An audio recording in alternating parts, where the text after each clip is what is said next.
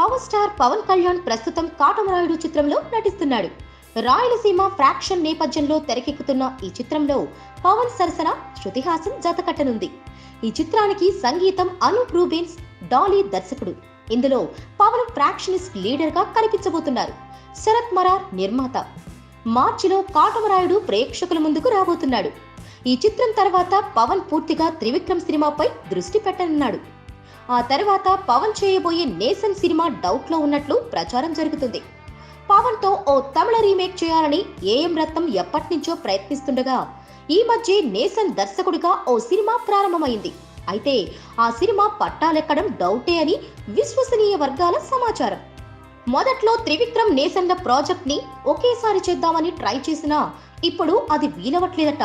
పూర్తిగా త్రివిక్రమ్ సినిమాపైనే దృష్టి పెట్టాలని భావిస్తున్నాడట. అందుకే నేసన్ సినిమాని హోల్డ్ లో పెట్టాడట. నేసన్ సినిమా చేస్తాడా లేదా అన్నది అనుమానంగా మారిందని, ఆ స్థానంలో రత్నంతో మరో సినిమా చేయడానికి పవన్ సుముఖంగా ఉన్నట్లు టాక్. వరుసగా రీమేక్లు చేయడం అంత మంచిది కాదని, అది తన కెరీర్ పైన ప్రభావం చూపిస్తుందని పవన్ భయపడుతున్నాడని, అందుకే నేసన్ సినిమా పక్కన పెట్టే ఛాన్స్ ఉందని పవన్ కాంపౌండ్ వర్గాలు చెబుతున్నాయి.